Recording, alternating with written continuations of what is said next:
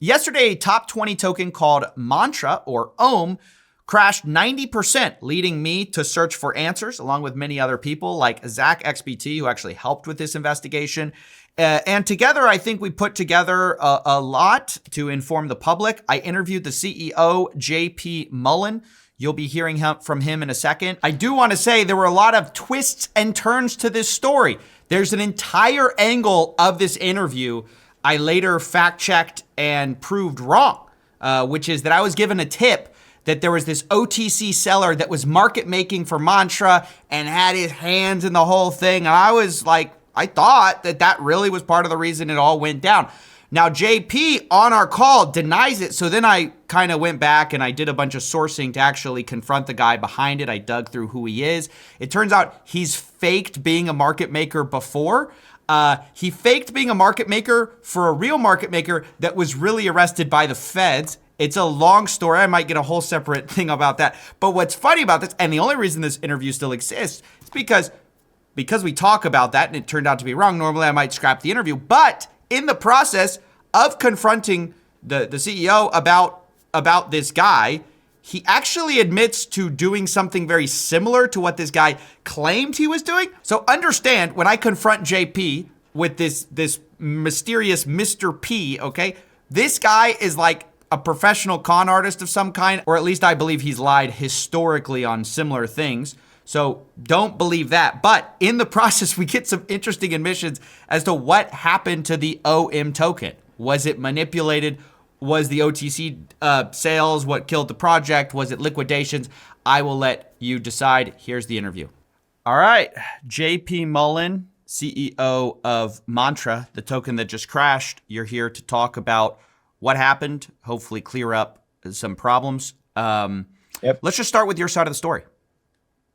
Yeah, well, I appreciate you having me on in the first place. Reached out on Twitter, so thanks for hopping on this quite quick. As I was kind of discussing with you both on online before, this all started basically last night on Sunday evening Asia time. I'm in Seoul, Korea right now. We just hosted a RWA summit today that I showed up at and was meant to be kind of a headline speaker. So that's really what I was here for. I went to bed roughly around midnight local time and was woken up around 5. Someone was calling the hotel, my room, and trying to wake us up because there had been obviously this massive sell-off in token price where the token crashed. I think at the time I woke up, it was probably around 50 cents or something. And effectively what we were able to discern was that overnight, tokens that had been used as collateral on Ohm and long for different positions had been forced closed and liquidated, causing this massive sell-off and precipitous downfall of the token. So we've been in contact with our exchange partners, investors, and the community. And again, thanks for having us on to kind of walk through some of these questions about exactly what happened, but also what we will be doing about it. Yeah, so it was I think reportedly a 90% crash. You guys were at the time a top 20 token, so y'all weren't by any means a small project. Yeah. I think leading many people to wonder, like, how could this magnitude of an event happen? It's so you see big swings in crypto. You usually don't see 90% drops unless there's something kind of going on. A lot of people jump to some understandably some questions about the team maybe dumping, doing something. So just to kind of address that, did the team sell? Did the team get liquidated? And how has let's just start there. Yeah, did the team sell? Did you guys get liquidated? So first one, we have published a transparency report last week that shows all the team wallets and all the holdings. The team tokens are all long vested and have not moved. So these are happy to be shared and publicized again with your community. So no, we did not sell a single Ohm. The team also did not get liquidated. We don't have leverage position on exchanges. We don't do that. Have you guys sold tokens OTC? We have had OTC transactions for the Mantra Chain Association itself to fund business operations. Do you have an idea of like what ballpark number are we talking about for how many tokens you've sold? Like, give me a dollar amount. Like, how much has Mantra sold Um, OTC? I'd say between 25 to $30 million US. Okay. So what if those tokens, OTC, were, I mean, I'm just kind of trying to put this thing together. Sure. Those people take those OTC tokens. If they sell right away, they're going to crash the price because from what I understand, it was somewhat thin liquidity. I mean, for a top 20 token. Yeah. So you would crash the price if you sell this huge amount of OTC. So instead, you take it to an exchange, you get collateral, you use it as collateral to loan against other things, other assets, and then you get liquidated. It's a problem, but that could have originated from like sort of team tokens. You see what I'm saying? See the problem? I do understand, but none of the OTC sales that we've had have actually been executed yet. So the tokens are all still, locked. Oh, you're saying you sold them for cash, but the vesting period hadn't expired yet. The vesting period hasn't expired yet. So actually, this will start like I think later this month and into the coming years. But nothing that the team has, not the team, the association has sold. So the not-for-profit entity behind Mantra has ever been. I'd be very upset if I did an OTC deal with you and the price just crashed 90%. Yeah. Well, we haven't done anything recently. Yeah. Let me ask you, who market makes for you? So we work with 3 market makers that are all our investors: Laser Digital, Amber Group, and Manifold. Okay. There's a lot of questions about the price feeling manipulated, basically, is more or less the claim that's been made. Do you have any knowledge, or did you direct any price manipulation of your token? No, I do not. And no, we did not. Okay. So to whatever extent the price was manipulated, if it was, you have no association with it. That is correct. Do you think market makers, though, you'd probably agree, wouldn't do that on their own for no reason? I don't think, well, actually, I know for a fact that those market makers or those investors that I talked about have no implication or involvement in something like this. At least not with us. So we have, yeah. How do you explain sort of the recent Mantra has sort of notably had a sort of meteoric rise, right? Yep. That combined with the relatively thin liquidity has led a lot of people to say, hey, look, this is a manipulated token. And if it was manipulated, because of what we just talked about, they think the team was in on it. What's your explanation of them? If not that, what explains like sort of the price rise naturally? Sure. I mean, we had, and we've been in the market for almost 5 years now. So our existing ERC token has been on Binance for nearly 4 years. Actually, I think in March of this year was 4 years. Mm-hmm. So the vast majority of the ERC supply of them is out there, and people were able to buy on exchanges, actively over the last 15 months, right? Mm-hmm. Or more. And obviously we work with our key partners like Farouk and Laser, and they've put out statements with wallets that they have, stating effectively that they haven't sold a single token and have verifiable on-chain proof to verify that.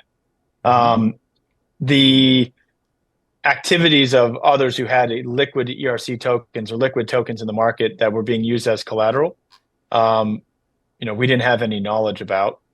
And, we did have communications with some of the exchanges that were asking. I mean, even with, some, Binance, OKX, and others, they would send us messages like, do you know what this transfer is?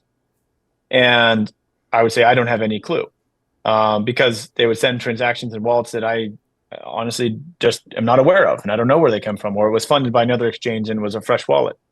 So I was aware that tokens were starting to be put on exchange, because obviously when tokens get put on exchange, a lot of people call me or message me. So you always see, looks on chain, someone deposits a bunch of tokens on exchange, like, or you know what I'm talking about, right? Yeah. Obviously I'm aware of these things as they're going on, but I was not aware that there was any sort of like precipitous potential liquidation going to be occurring. And obviously it happened like very, very quickly and aggressively overnight when I was sleeping. The rumor was it was on OKX, yeah? I mean, that's the rumor. Can you confirm the rumor? We're currently, looking into all basically legal recourse and ramifications of this. So I don't want to say it was on one exchange or not while we're still investigating. Okay, let But me just say for the public record, I think there's basically like the two big exchanges are Binance and OKX, and you said it's not those are the Binance. biggest So exchanges. yeah. We'll let the viewers decide, sort of what to think about that.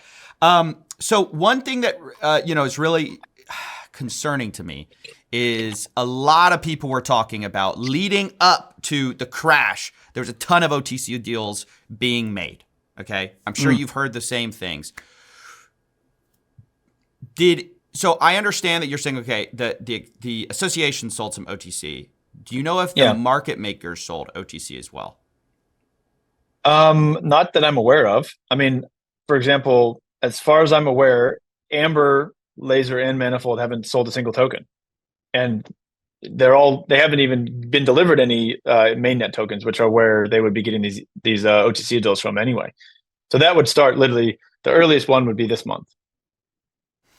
Okay, because somebody came to me and they had been offered an OTC deal 48 hours before this crash, and part of what they said is we got to do this deal in 48 hours. So and then basically the crash happened. So I'm just do you know the size? They were looking to do up to 45 million. 45 million. Okay, that's news to me. I didn't see that one. Well, it's not public yet. Because basically a source gave it to me. I'll be probably publishing it with this video, but I just want to read you some of the messages and just get your take on it. This person says, I've got 45 million total. I don't know how much you're capable of. He's pitching it to somebody to basically sell it. Only Brevin Howard and Laser Labs have 0.5% of the supply. He says, so technically can even move 1% with the right vesting, but I prefer to do 45 million right now between us, 6 to 9 range for a while now. Within the next 45 days, it'll be at the 12 to 18 range. It's very good with a 50% discount. He's trying to sell these at 50% discount. That's how we've ran a lot of it so far through OTC and buying back after we extract. Do you know what he's talking about? Okay. He says it's a pretty good loop, as well as what we're doing on perps. What could he be talking about there? Honestly, I'm not sure. I mean, so what we have done with our small amount of OTCs, 25 to $30 million, and we can share this. We have done some degree of buybacks of OHM tokens, but it would only be anywhere from, I would say, $5 to $10 million worth of buyback. So definitely not in this size of quantum. Just so the audience can understand how this works. So what you're talking about, thank you for sharing that. You do an OTC deal, so you sell tokens to somebody else. They give you basically cash or some cash equivalent. And then you give them the promise of tokens, hopefully vested over some amount of time. And then you're taking the money that you get and you're re-injecting it back into the token. That's correct. Is that correct? That is exactly correct. That's correct. I don't know. In crypto, it's a little fuzzy what price manipulation is. That sounds a bit like price manipulation. I know a lot of projects do it, but what was y'all's thinking at the time when y'all did that? Like, were y'all thinking like, oh, because for sure the person who gets a great deal on that is the guy who does the OTC deal, because he buys at current prices. You're going to inject 20 million of his dollars into the chart, and then he can later sell when he unlocks. I guess there is some risk to it for them, but what was y'all's thinking when y'all decided to do that? Can you kind of explain like maybe what you were thinking? Yeah, I mean, I guess the thinking there was just to make sure that we continue to have a healthy market and we're able to support in low liquidity scenarios. Obviously the size that we were able to do was not that significant for the size of our token. Something I want to ask about. So this person says, so it sounds like what the person says is not entirely off. Talking about like re-injecting the chart. Basically what he was saying is he was claiming to market make for you guys. Do you know somebody named Mr. P or Ite Drury? Yeah, so I was in touch with Zach. I told XPT Zach about this. Yeah, no, okay. So no, I have seen that one going around, by the way, that OTC or loan. I think it was a loan. This for guy was Mr. P, offering whatever. something else. I think there was also like some loans trying to be made. That's a separate thing. Okay, so Yeah. I'm aware of the Mr. P one, and then Zach let me know about some name Itai Same Drury. guy. Drury. Same guy. That's just Yeah. Okay. his real name. Okay. So I did check with our team if we've ever heard of this name before, and we don't. We've never heard of that name before. Before Zach told me about it. So Okay. I checked all the SAFs and all the agreements. We don't have agreement with an Itai. Okay. He was he notably rugged another project called, or was accused of rugging another project called Mamba on Base, where he Okay. basically got some tokens somehow and was basically doing OTC deals, very similar to what's kind of going on here.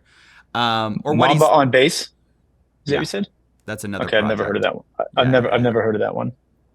It's not as big as Mantra, Okay. just to be clear. But Okay.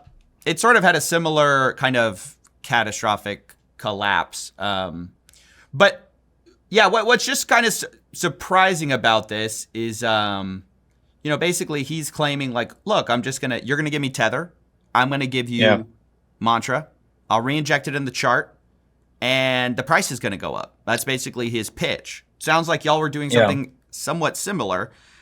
He was saying there was going to be a vesting period, all this stuff. And then when we think about like how it's possible somebody could have such a huge position on these exchanges to where a liquidation would cause this catastrophic price collapse, my question is like, that has to be some huge player, right? I mean, from my understanding, the position. Well, first, I'm not sure it was just one person. I Okay. think it could have been multiple. Yeah.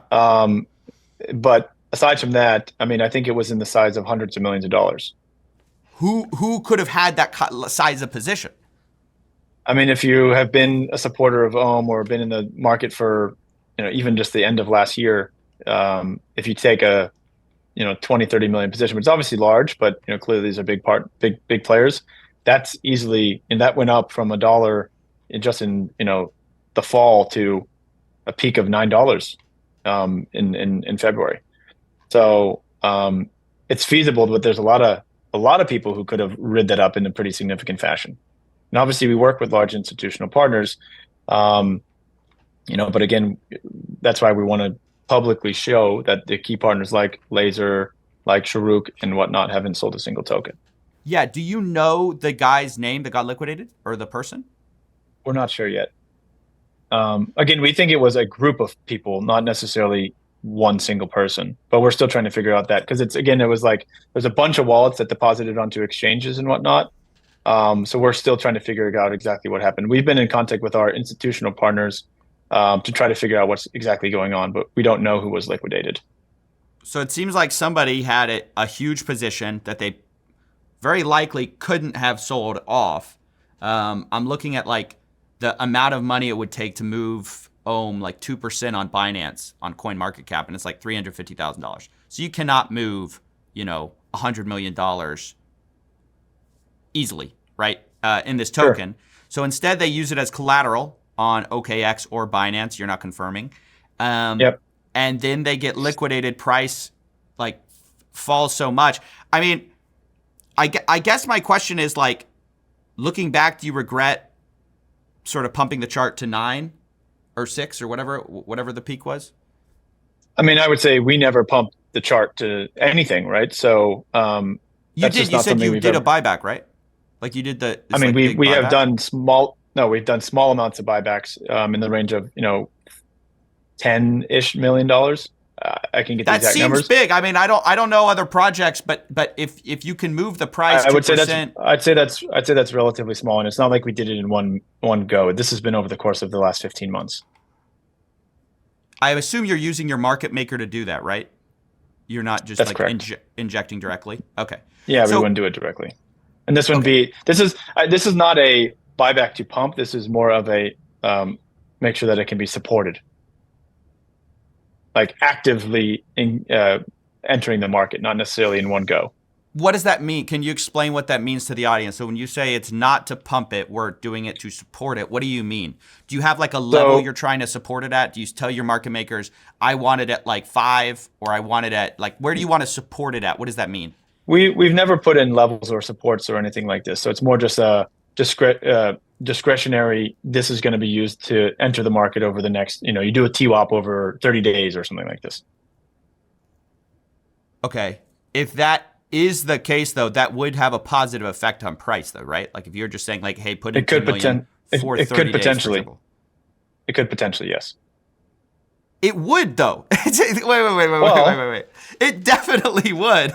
No matter what. Like if you put $1 in, it's going to have a mild, sure. like a Okay. tiny little thing. So if you put $10 million in, it's going to have a positive impact on Yeah. price.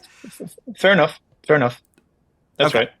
right. Okay. I just want to get that like sort of like No, clear that's for fair the enough. I mean, record that's fair enough. on how this exactly happened, because I think, look, the goal is to be transparent about how we got here and how sort of maybe what mistakes were made, if any, on y'all's side, or Sure. that you think you made, Sure. and then and trying to handle the situation. So, all right, so Absolutely. you guys had some tokens that you OTC deal sold. You're saying they weren't unlocked, that you think it's some other investor on the market who got liquidated from their collateral position that they were clearly using because they said, look, I mean, I'm guessing they were using because they knew. So it seems like everyone knew that you could not sell that amount on the open market. So instead they use it as loan collateral to get some other token, and somehow they got liquidated. Whether that was their intention or not, we don't actually know. Have these exchanges been forthcoming with you about what, like, names? It just seems like as a No. project, if somebody crashes your price 90%, you should know who it is. Exchanges have not told us anything. Actually, we've been in contact with exchanges, and in many cases, they want to know what's happening, and what's going on. So we've been trying to, communicate as, they probably lost transparently. money. Didn't they lose money? Like OKX or one of these exchanges probably lost money if they had to liquidate a position this size and it dropped 90%. Like they would have lost money on that. I mean, depends if they're taking the other side of the trade, I guess, but I would assume not. Okay. But yeah, I mean, the liquidation that occurred is effectively taking. My understanding, it was a forced closure, not necessarily even a liquidation, but the exchange would basically take over the account and liquidate for them.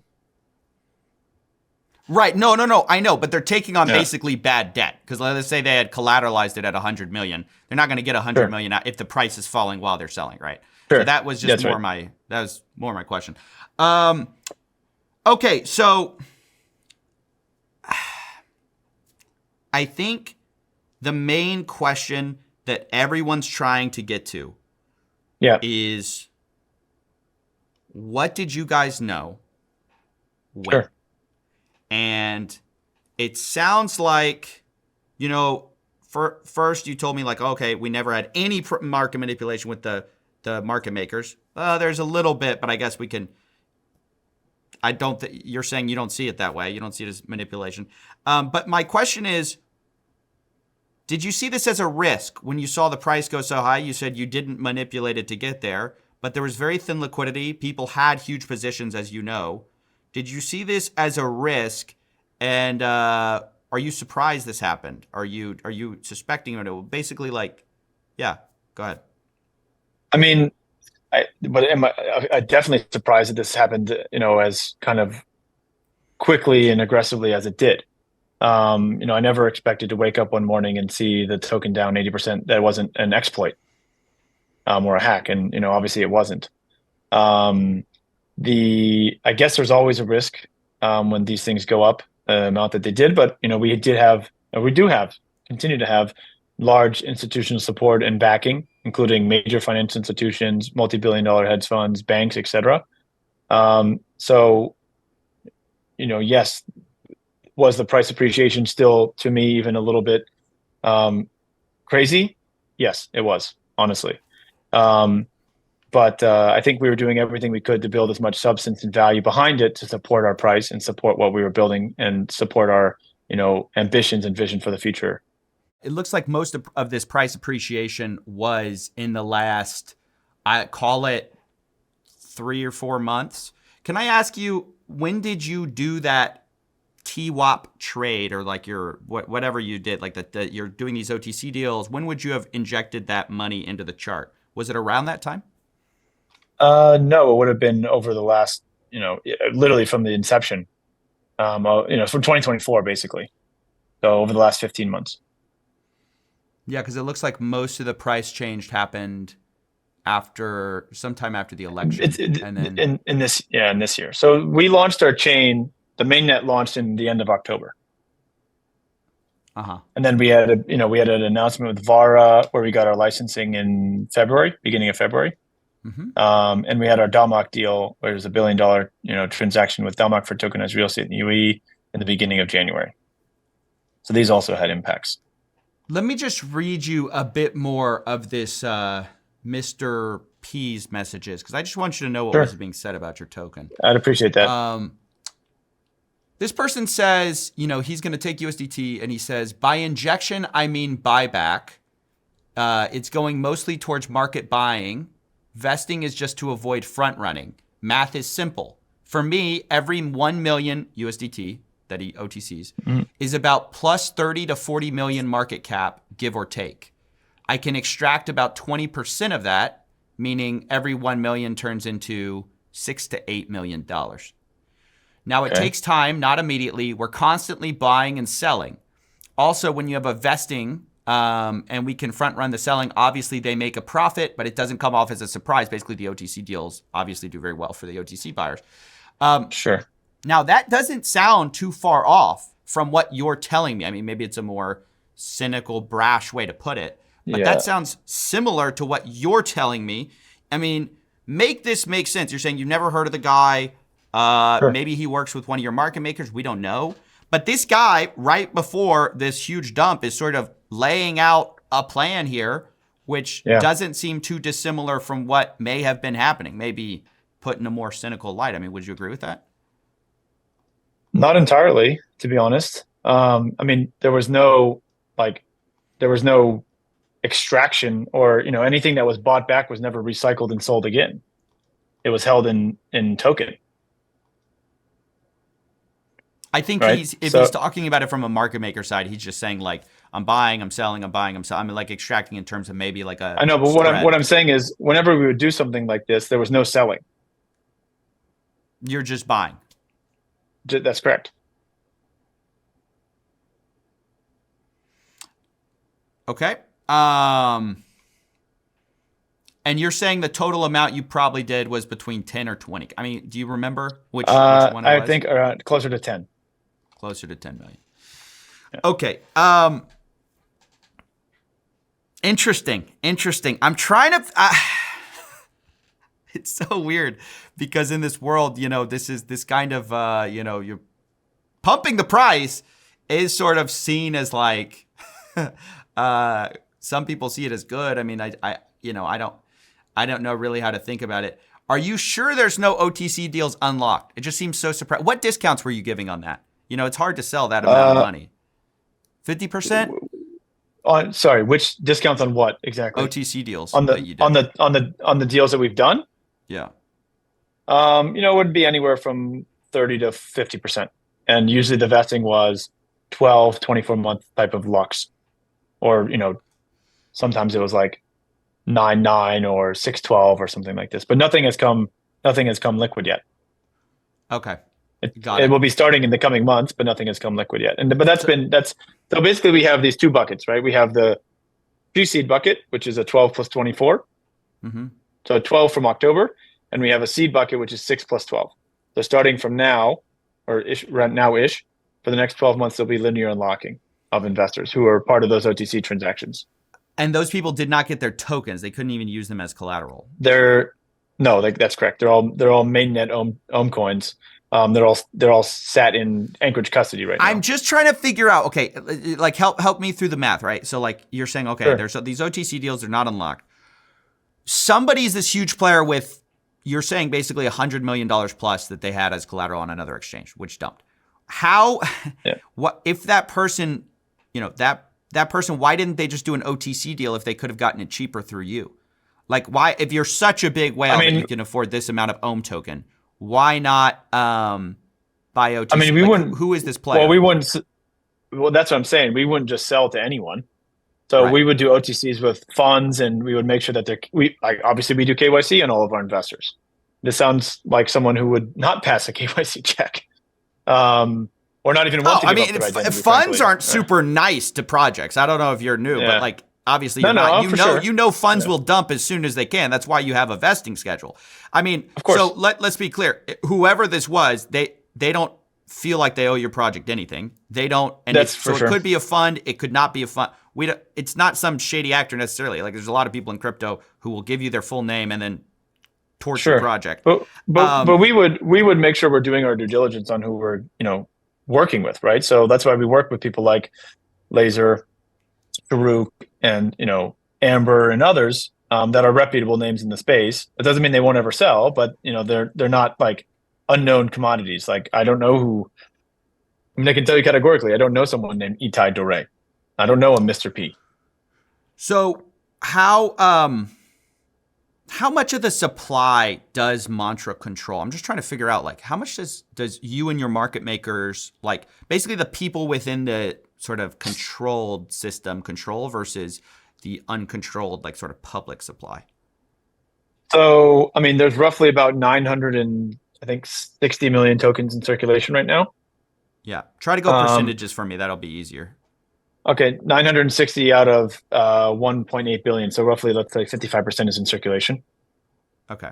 I mean, no, that's what's in circulation. Okay. We have, yeah, that's what's in circulation. And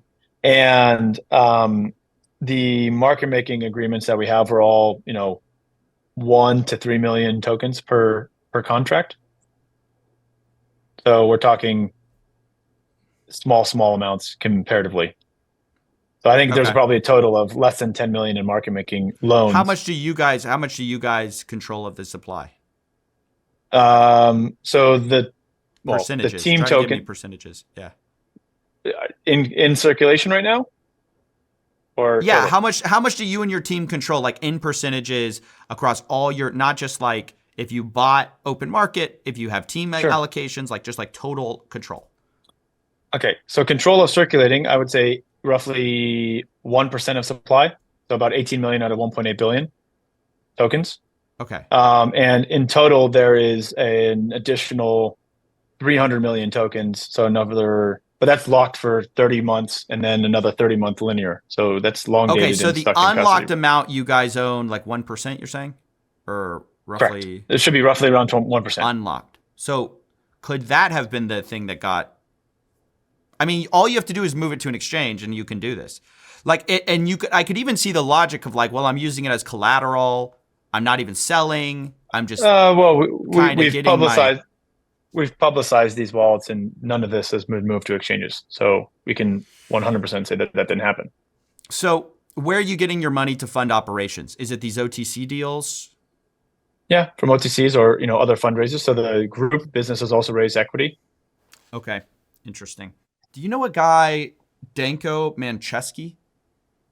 I do know Danko. He's he's an investor in Dubai. Do you think he was trading some of your tokens? I mean, I've heard he's a sketchy guy, and I'm not sure I would say that, but I do know he had some home. Yeah. Unlocked? I mean, he bought it on exchanges, from what I'm aware. Okay, so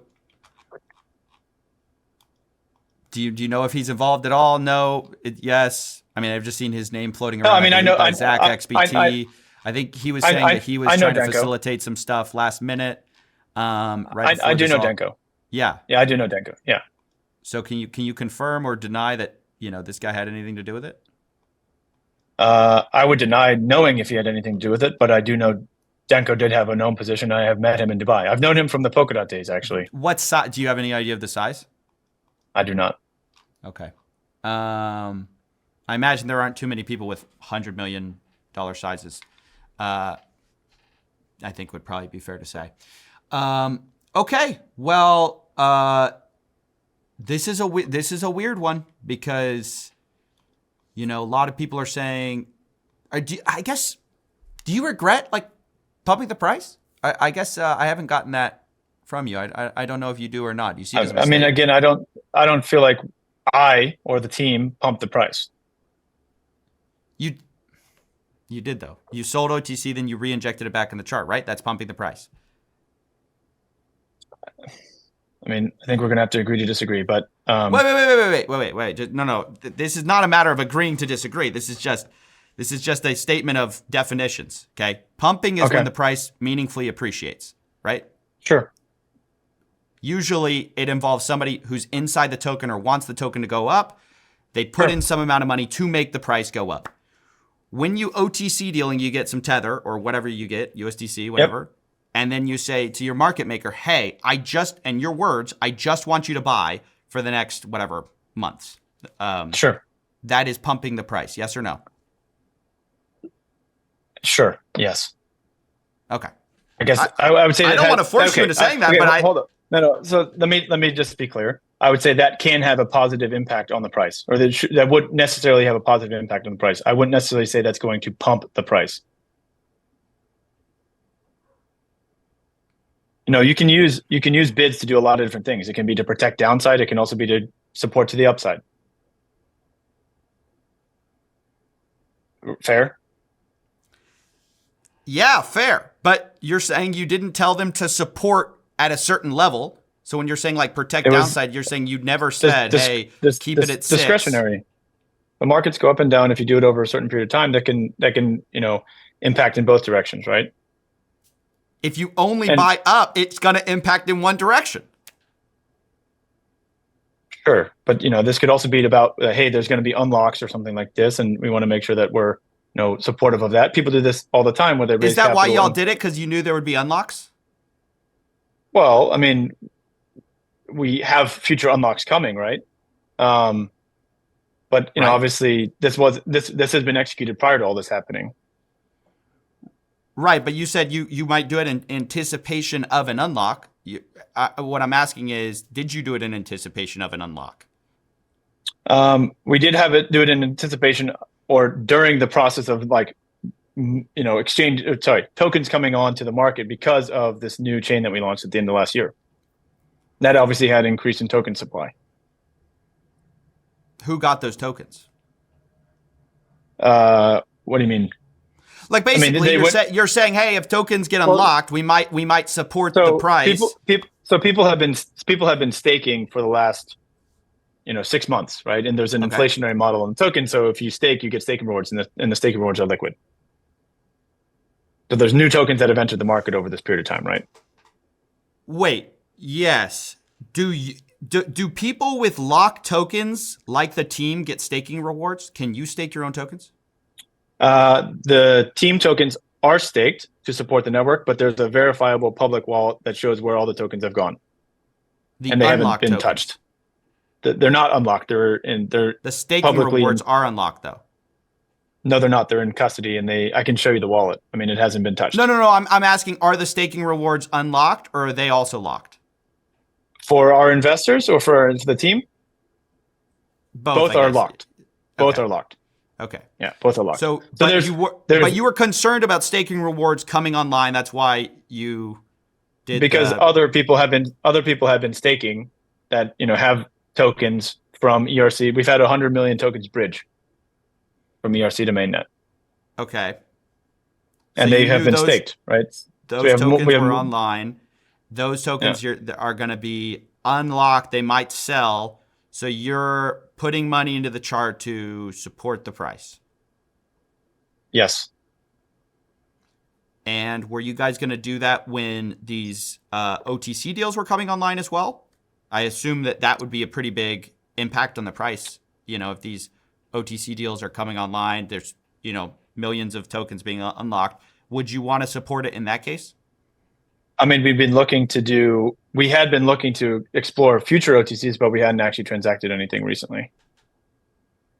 So there wasn't anything imminently planned for this particular purpose. But you might have, in other words, you might have done it. You were looking to do some OTC deal. You might have done that to hedge your downside. No. Not presently. What we were actively looking at to do for any OCT was actually to support other strategic initiatives in the ecosystem, including some strategic acquisition plays. Okay. So you guys supporting the price, that was a one-time thing, or not one time, but like that was months ago. You weren't planning to do it again. That's correct. Yeah. Yeah. Sometime in the last 12 months or so. Can you give us just That's like when did you actually do it? Q2, Q3 of last year. So mainly throughout the summer. Okay. And then do you know what time period it was done over? I'm not sure. Y'all don't have any control over that? You just give the money and I mean, we got the tokens back and hold on to those to this day. what time did you get those tokens back? That could give us an idea of when it was done. Um, like Q3 of last year. So it was over, let's just say the summer period from, end of end of end of spring to the beginning of fall.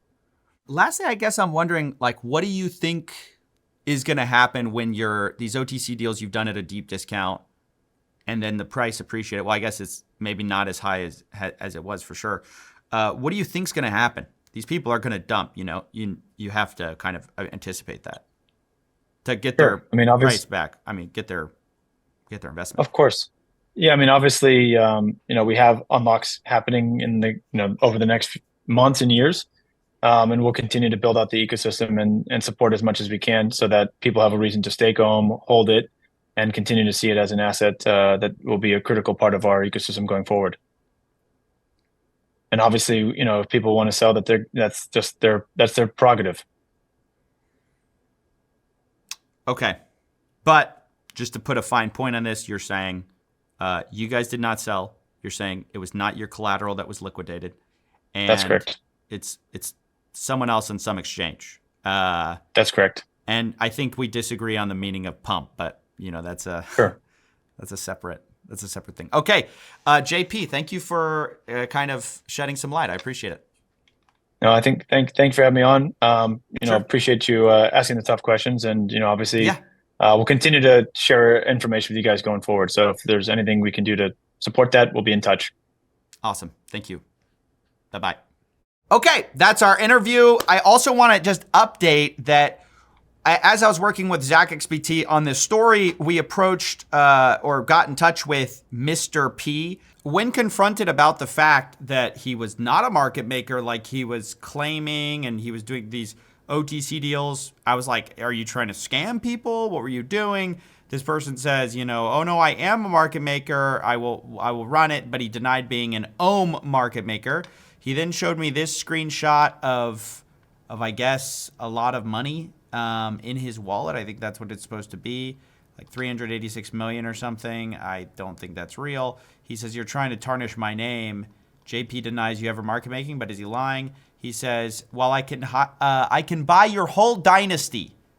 I never market maked Ohm, but I market maked a bunch of the top 50 tokens and top 100. And then a lot of delusional ranting started, which made me kind of throw out that as a leading theory. I'm guessing that he's just LARPing. And instead, he hit upon a very real thing, though, that was happening, which is that they were using OTC deals to support the price, which to me feels like kind of maybe how we got here with some of this price manipulation. Although, again, JP denies being the main cause of the big price thing. We still don't know what that is, and I look forward to maybe OKX or someone else shedding some light. But I wanted to do my part and share this interview, share a very odd run-in with a very strange person. I mean, this person says it's sensitive info. I said, name one person you've market made for.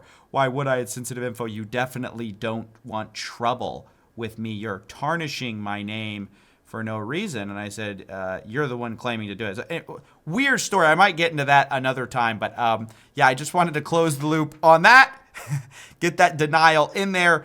And yeah, that's basically it.